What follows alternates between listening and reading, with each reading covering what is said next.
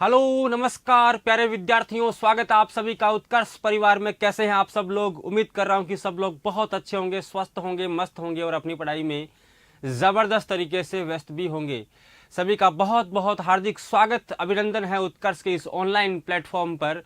और हम पढ़ रहे हैं इंडियन पॉलिटी के एक नए टॉपिक के साथ में आज हम इस क्लास से जुड़े हैं। और आज का आपका टॉपिक रहने वाला है भारतीय संविधान की प्रस्तावना के बारे में पढ़ेंगे, उसकी उद्देशिका के बारे में पढ़ेंगे, प्रियम्बल के बारे में आज हम पढ़ने वाले हैं। चलिए, तो आज हम पढ़ेंगे भारतीय संविधान की प्रस्तावना, और प्रस्तावना को हम उद्देशिका के नाम से भी जानते हैं। प्रस्तावना को पढ़ने से पहले या प्रस्तावना को समझने से पहले दो तीन पॉइंट्स जो आपके ध्यान में होने चाहिए। प्रस्तावना है क्या? प्रस्तावना वास्तव में भारतीय संविधान की आत्मा है। प्रस्तावना भारतीय संविधान का प्रतिबिंब है, उसका आईना है। प्रस्तावना भारतीय संविधान के मूल आदर्श हैं। भारत के संविधान को जानने की अनुक्रमणिका है। भारतीय संविधान को पहचानने की सूची है।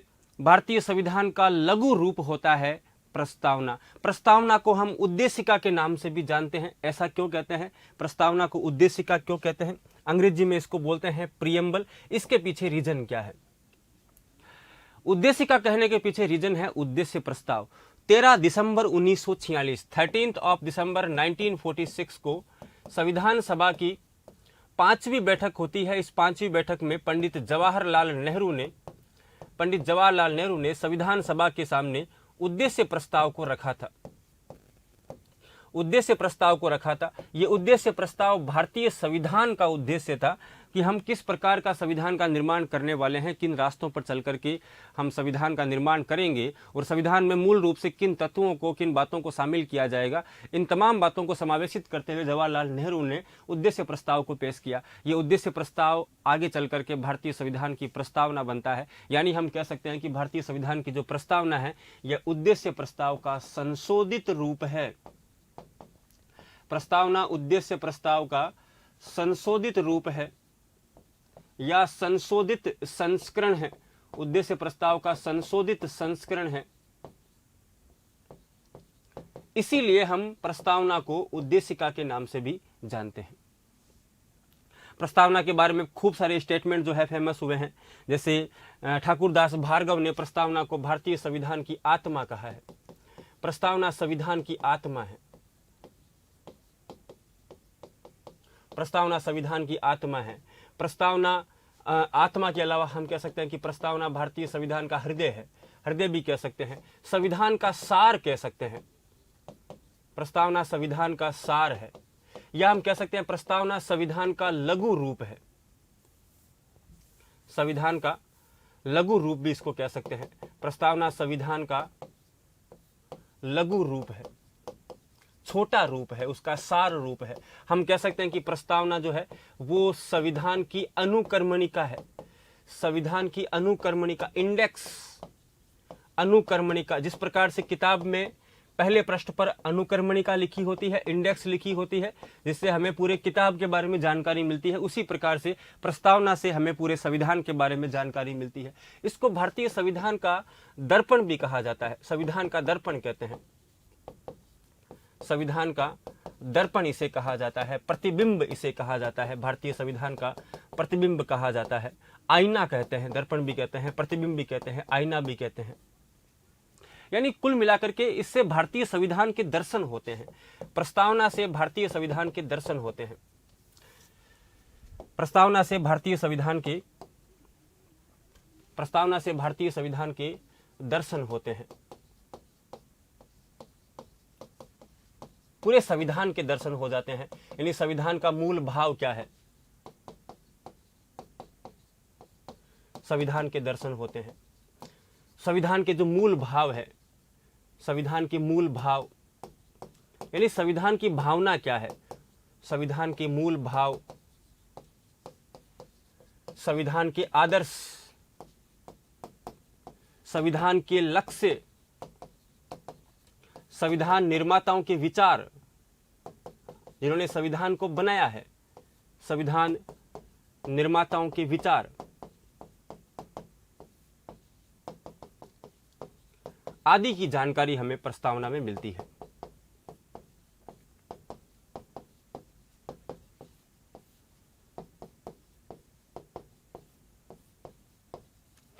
संविधान के भाव क्या हैं, संविधान के मूल आदर्श क्या हैं, उसके लक्ष्य क्या हैं, संविधान निर्माताओं के क्या विचार थे, यानी संविधान निर्माता किस प्रकार के संविधान का निर्माण करना चाहते थे, किस प्रकार के देश का निर्माण करना चाहते थे, इन तमाम बातों की जानकारी हमें भारतीय संविधान की प्रस्तावना में हो जाती है। अर्थात प्रस्तावना के अंदर हमें संविधान के दर्शन होते हैं। यदि हम प्रस्तावना को समझ लेते हैं तो हमें पूरे संविधान को समझने में बहुत आसानी होती है, क्योंकि मूलभूत बातें हमें प्रस्तावना में मिल जाती है। अभी प्रस्तावना है क्या? प्रस्तावना आप सब ने पढ़ी है, और प्रस्तावना जिस तरीके से आपने पढ़ी है, जिस प्रकार से आपने उसको देखा है, अक्षर से आपको वैसी की वैसी वो याद होनी चाहिए, शब्द से आपको याद होनी चाहिए। प्रस्तावना में लिखा है हम भारत के लोग। शुरुआत जो प्रस्तावना की होती है वो we the people of India से होती है। हम भारत के लोग भारत को संपूर्ण प्रभुत्व संपन्न समाजवादी पंथ निरपेक्ष लोकतांत्रिक गणराज्य बनाने के लिए तथा इसके समस्त नागरिकों को सामाजिक आर्थिक राजनीतिक न्याय विचार अभिव्यक्ति विश्वास धर्म और उपासना की स्वतंत्रता प्रतिष्ठा और अवसर की समता और इन सब में व्यक्ति की गरिमा और राष्ट्र की एकता और अखंडता को सुनिश्चित करने वाली बंधुता को बढ़ावा देने के लिए आज तारीख 26 नवंबर 1949 मिति मार्गशीर्ष शुक्ल सप्तमी संवत 2006 विक्रमी को एतद द्वारा इस संविधान को अंगीकृत अधिनियमित और आत्मार्पित करते हैं। यह भारतीय संविधान की प्रस्तावना है। ये देखिए आपके सामने प्रस्तावना जो है लिखी हुई है। पहली लाइन आपको लिखी हुई है यहां पर, हम भारत के लोग, we the people of India. और ये संविधान की प्रस्तावना की जो पहली पंक्ति है, ये पहली पंक्ति यूएसए के संविधान से ली गई है, अमेरिका के संविधान से ली गई है, यूएसए के संविधान से ली गई। और क्या अर्थ होता है इसका? हम भारत के लोग का क्या मतलब होता है? हम भारत के लोग यानी we the people of India का यहाँ पर मतलब यह है कि भारतीय संविधान की शक्ति का अंतिम स्रोत, अंतिम रूप से जो सोर्स है वो भारत की जनता है। संविधान के अनुसार हमारे देश की जनता सर्वोच्च है और संविधान को तमाम शक्तियां जो है वो भारत की जनता से ही प्राप्त होती है। यह पहली पंक्ति स्पष्ट कर रही है।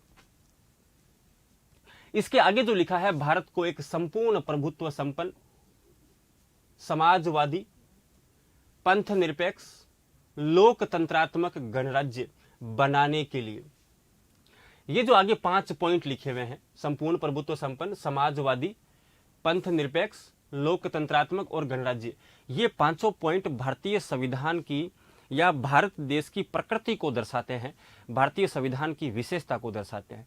यानी ये बताते हैं कि हम किस प्रकार के देश का निर्माण करना चाहते हैं, हमारा देश कैसा होगा, किस प्रकार की विशेषताएं जो है हमारे देश के संविधान की होगी, हमारे देश की विशेषताएं होगी, वो इन 5 पॉइंट में स्पष्ट हो रही है। कैसा देश होगा हमारा? हमारा देश जो है वो संपूर्ण प्रभुत्व संपन्न होगा, संपूर्ण प्रभुत्व संपन्न राज्य होगा। संपूर्ण प्रभुत्व संपन्न का अर्थ यह होता है कि हमारे देश की सरकार अपने सभी प्रकार के निर्णय करने में, डिसीजन लेने में पूर्ण रूप से सक्षम है, स्वतंत्र है, इंडिपेंडेंट है। कोई भी बाहरी शक्ति भारत की सरकार को आदेश नहीं दे सकती है। कोई भी अन्य देश हमारी सरकार के निर्णयों को प्रभावित नहीं कर सकता है, उस पर दबाव नहीं डाल सकता है।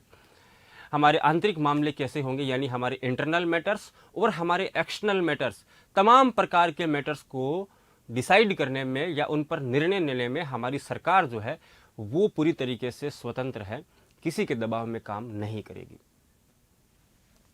संपूर्ण प्रभुत्व संपन्न के अलावा हमारा देश कैसा होगा? हमारा देश होगा समाजवादी राज्य।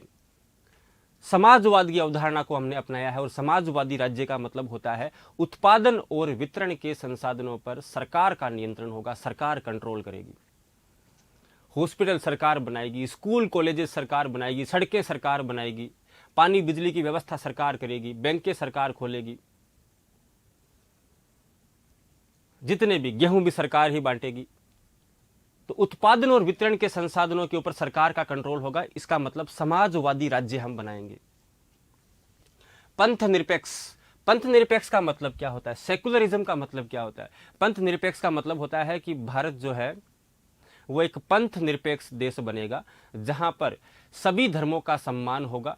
कोई भी धर्म हमारी सरकार का, हमारे राज्य का, हमारे देश का राजकीय धर्म नहीं होगा।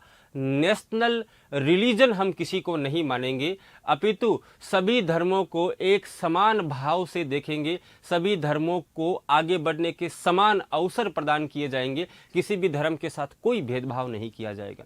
ये पंथ निरपेक्षता का मतलब है। तो भारत एक संपूर्ण प्रभुत्व संपन्न राज्य है, समाजवादी राज्य है, पंथ निरपेक्ष राज्य है, साथ ही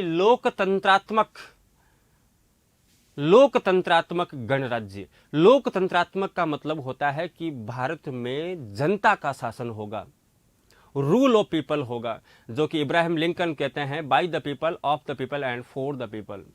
जनता का, जनता के द्वारा और जनता के लिए चलाया गया शासन ही लोकतंत्र होता है। और इसमें जनता की भागीदारी होगी, जनता पार्टिसिपेट करेगी, जनता अपनी सरकार को चुनेगी और जनता के द्वारा चुनी हुई सरकार देश के लिए नियम बनाएगी, शासन व्यवस्था को संचालित करेगी। और गणराज्य होगा। India is a republic country, और रिपब्लिक का, गणराज्य का मतलब यह होता है कि भारत का जो राष्ट्राध्यक्ष है, हमारे देश का जो प्रमुख है, जिसको हम कहते हैं राष्ट्रपति, उसका पद वंशानुगत नहीं होगा, अपितु वह जनता के द्वारा अप्रत्यक्ष रूप से निर्वाचित होगा। कुल मिलाकर के राष्ट्रपति का चुनाव होगा, इलेक्ट होगा। राष्ट्रपति का बेटा राष्ट्रपति नहीं बनेगा। हर 5 साल में हम नए व्यक्ति को राष्ट्रपति बनाएंगे। तो ये 5 बातें इसमें लिखी हुई है। इन 5 का क्रम ध्यान रखना है। एग्जाम में मान लीजिए हो सकता है कि आपको ये विशेषता पूछ ले कि संपूर्ण प्रभुत्व संपन्न का अर्थ क्या होता है, समाजवादी का अर्थ क्या होता है, पंथ निरपेक्ष का अर्थ क्या होता है, लोकतंत्रात्मक गणराज्य का अर्थ क्या होता है। यदि अर्थ नहीं पूछा गया तो आपको ये 500 पॉइंट दे देंगे, संपूर्ण प्रभुत्व संपन्न, समाजवादी, पंथ निरपेक्ष, लोकतंत्रात्मक गणराज्य, लेकिन इनका क्रम जो है ऊपर नीचे कर देंगे। अब आपको एग्जाम में सवाल पूछेंगे 500 पॉइंट देकर के कि इनको उसी क्रम में व्यवस्थित करना है जिस क्रम में ये भारतीय संविधान की प्रस्तावना में लिखे हुए हैं। तो ये क्रम ध्यान रखना है। पहले संपूर्ण प्रभुत्व संपन्न है, फिर समाजवादी है, फिर पंथ निरपेक्ष है, फिर लोकतंत्रात्मक है, फिर गणराज्य। ये पहले जो 5 शब्द यहां पर लिखे हुए हैं, ये देश की प्रकृति को दर्शाते हैं, संविधान की प्रकृति को दर्शाते हैं। इसके आगे देखिए, बनाने के लिए तथा उसके समस्त नागरिकों को, सभी नागरिकों को सामाजिक, आर्थिक और राजनीतिक न्याय मिले। 3 प्रकार के न्याय की बात की गई है प्रस्तावना के अंदर। 3 प्रकार के न्याय, 3 प्रकार के जस्टिस की बात की गई है। वो जस्टिस कौन कौन से हैं? सोशियो इकोनॉमिक और पॉलिटिकल जस्टिस। सामाजिक, आर्थिक और राजनीतिक न्याय मिले प्रत्येक नागरिक को। विचार, अभिव्यक्ति, विश्वास, धर्म और उपासना की स्वतंत्रता। 5 प्रकार की स्वतंत्रताएं दी गई है, लिबर्टी। 5 प्रकार की लिबर्टी दी गई यहां पर। विचार, अभिव्यक्ति, विश्वास, धर्म और उपासना। यानी व्यक्ति विचार कर सकता है, कुछ भी विचार कर सकता है अपने मन में, विचार की स्वतंत्रता है, उसको अभिव्यक्त कर सकता है, उसको एक्सप्रेस कर सकता है। विश्वास, फेथ, किसी के अंदर भी फेथ रख सकता है, विश्वास रख सकता है, किसी पुस्तक के अंदर, किसी व्यक्ति के अंदर, किसी भी धर्म को, किसी भी रिलीजन को मान सकता है। उपासना का मतलब होता है वर्शिप, पूजा पद्धति, वो किसी भी पूजा पद्धति को अपना सकता है। तो 5 प्रकार की दी गई है स्वतंत्रता।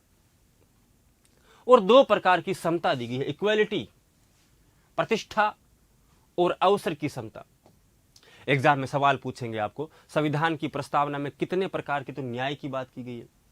कितने प्रकार की न्याय की बात की गई है? 3 प्रकार के न्याय की। कितने प्रकार की स्वतंत्रता की बात की गई है? 5 प्रकार की स्वतंत्रता की। और कितने प्रकार की समता की बात की गई है?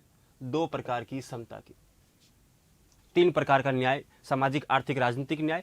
5 प्रकार की स्वतंत्रता है, विचार, अभिव्यक्ति, विश्वास, धर्म और उपासना। और 2 प्रकार की समता है, प्रतिष्ठा और अवसर। ये क्रम भी ध्यान रखना है। पहले विचार है, फिर अभिव्यक्ति है, फिर विश्वास है, फिर धर्म है, उपासना है। 500 पॉइंट दे दिया आपको, और आपको कहेंगे कि इसको निम्नलिखित में से निम्नलिखित को उसी क्रम में व्यवस्थित करना है जिस क्रम में प्रस्तावना में दिए गए हैं। ये भी ध्यान रखना है। पहले सामाजिक न्याय है, फिर आर्थिक न्याय है, फिर राजनीतिक न्याय है। यह भी पूछ सकते हैं निम्नलिखित में से किस प्रकार के न्याय की बात प्रस्तावना में नहीं की गई है।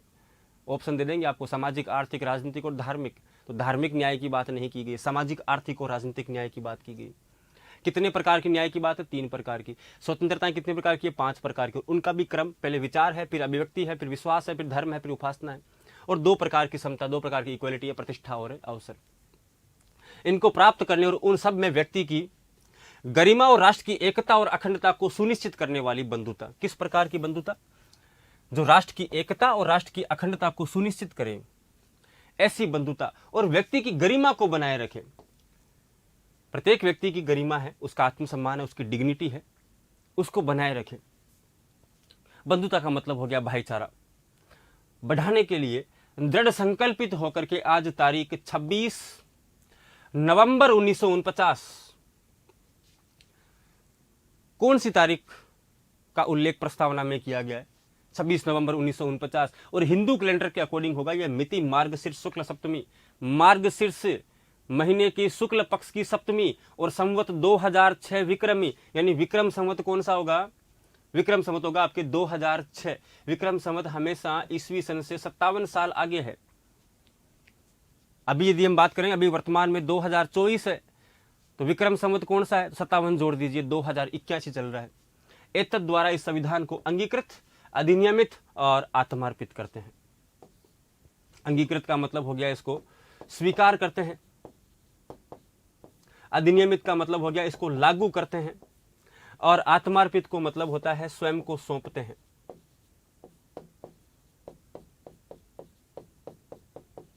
दो तीन बातें ध्यान रखना। पहली बात कि हम भारत के लोक प्रस्तावना की पहली पंक्ति कहां से ली गई है? अमेरिका से ली गई है।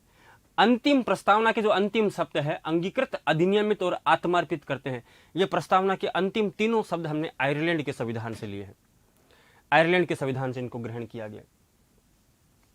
प्रस्तावना में आप देख रहे हो न्याय, तीन प्रकार के जो न्याय की बात की गई है, सामाजिक, आर्थिक और राजनीतिक न्याय, ये तीनों प्रकार के न्याय सोवियत संघ रूस के संविधान से लिए गए हैं, रूसी क्रांति से लिए गए हैं।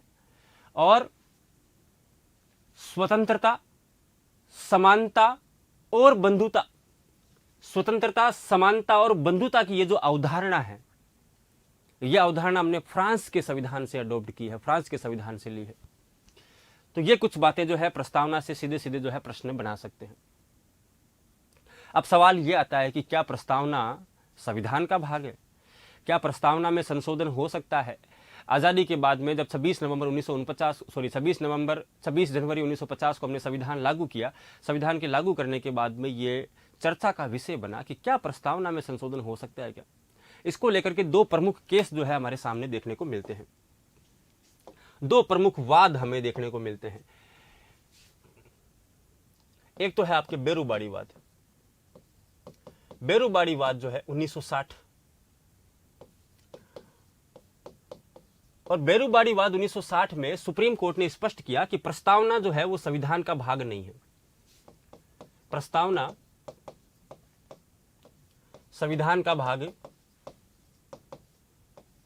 प्रस्तावना संविधान का भाग नहीं है। अब यदि प्रस्तावना संविधान का भाग ही नहीं है तो फिर संसद प्रस्तावना में संशोधन कैसे कर सकती है? क्योंकि संसद को अधिकार केवल संविधान तक ही है। संसद केवल संविधान के किसी हिस्से में संशोधन कर सकती है। यदि कोई चीज संविधान का हिस्सा नहीं है, जैसे प्रस्तावना, बेरुबाड़ी केस 1960 में सुप्रीम कोर्ट ने स्पष्ट रूप से कहा कि प्रस्तावना संविधान का भाग नहीं है, और प्रस्तावना यदि संविधान का भाग नहीं है तो संसद इसमें संशोधन नहीं कर सकती है। लेकिन सुप्रीम कोर्ट है। सुप्रीम कोर्ट ने एक और डिसीजन दिया, केशवानंद भारती केस, केशवानंद भारतीवाद। और केशवानंद भारतीवाद 1973 में, केशवानंद भारती केस 1973 में सुप्रीम कोर्ट ने अपने पूर्ववर्ती निर्णय को पलट दिया। 13 साल बाद ही, 1960 में कहा प्रस्तावना संविधान का भाग नहीं है, 13 साल बाद ही केशवानंद भारती केस में सुप्रीम कोर्ट ने कहा कि प्रस्तावना संविधान का भाग है। अपने पूर्ववर्ती निर्णय को ही पलट दिया, प्रस्तावना संविधान का भाग है। अब ये स्पष्ट हो चुका है कि प्रस्तावना संविधान का भाग है। इसका मतलब है कि संसद प्रस्तावना में संशोधन कर सकती है। संसद प्रस्तावना में संशोधन कर सकती है। संसद प्रस्तावना में संशोधन कर सकती है। तो यहां से स्पष्ट हो गया भाई कि संसद प्रस्तावना में संशोधन कर सकती है। तो जब संसद को अधिकार मिल गया तो 73 के अंदर डिसीजन आया, 3 साल बाद ही 76 के अंदर हमने प्रस्तावना के अंदर संशोधन कर दिया, प्रस्तावना में संशोधन कर दिया हमने। तो प्रस्तावना में यदि संशोधन की बात करेंगे तो भारतीय संविधान की जो प्रस्तावना है उस प्रस्तावना में संशोधन हुआ। कितनी बार हुआ है? तो प्रस्तावना में अब तक कुल एक ही बार संशोधन हुआ है। प्रस्तावना में अब तक कुल एक ही बार संशोधन हुआ है। और एक बार संशोधन कब हुआ है? वो संशोधन हुआ है आपके 42वां। एक बार संशोधन कब हुआ है? 42वां संविधान संशोधन 1976। 42वां संविधान संशोधन 1976। 1976 में संसद ने जो अमेंडमेंट किया था संविधान में 42 कॉन्स्टिट्यूशन अमेंडमेंट, उस संविधान संशोधन के माध्यम से प्रस्तावना में 3 नए शब्द जोड़े गए। प्रस्तावना में 3 नए शब्द जोड़े गए। 3 नए शब्द जोड़े गए। 42वें संविधान संशोधन द्वारा प्रस्तावना में 3 नए शब्द जोड़े गए। ये 3 नए शब्द कौन से थे? ये 3 नए शब्द जो है ये आपको ध्यान रखने, ये 3 नए शब्द जो है वो थे आपके समाजवादी, पंथ निरपेक्ष, समाजवादी, पंथ निरपेक्ष और अखंडता। समाजवादी, पंथ निरपेक्ष और अखंडता। तो ये 3 जो शब्द है, ये 3 शब्द मूल प्रस्तावना में नहीं थे। समाजवादी, पंथ निरपेक्ष और अखंडता, ये 3 शब्द मूल प्रस्तावना में शामिल नहीं थे। ये 3 शब्द कब जोड़े गए हैं? 42वें संविधान संशोधन 1976 के द्वारा प्रस्तावना में जोड़े गए हैं। देखिए, एक तो आपके समाजवादी शब्द है, समाजवादी, एक आपके पंथ निरपेक्ष और एक आपके है अखंडता। ये तीनों शब्द जो है मूल प्रस्तावना के अंदर शामिल नहीं थे। इनको बाद में संविधान में जोड़ा गया। और बाद में कब जोड़ा गया है? 42वां संविधान संशोधन करके 1976 में 42वां संविधान संशोधन 1976 के अंदर जोड़ा गया था। और ये एकमात्र बार ही प्रस्तावना में संशोधन हुआ है, वो यही संशोधन है। दोनों सवाल ध्यान रखने। प्रस्तावना में संशोधन कुल एक बार हुआ है। कब हुआ है? तो 42वां संविधान संशोधन 1976। और कितने शब्द जोड़े गए हैं? तो 3 शब्द जोड़े गए हैं। कौन कौन से हैं? समाजवादी, पंथ निरपेक्ष और अखंडता। क्लियर है? तो ये आपके भारतीय संविधान की जो है प्रस्तावना है। और इससे संबंधित किस प्रकार के प्रश्न पूछे जा सकते हैं, इन तमाम बिंदुओं पर हमने चर्चा की है। आज की क्लास जो है आप सभी को आई होप बहुत ज़्यादा पसंद आई होगी। नए टॉपिक के साथ में फिर से बहुत जल्दी हम मिलने वाले हैं। तब तक के लिए आप सभी का बहुत बहुत आभार, धन्यवाद। आपका दिन शुभ हो।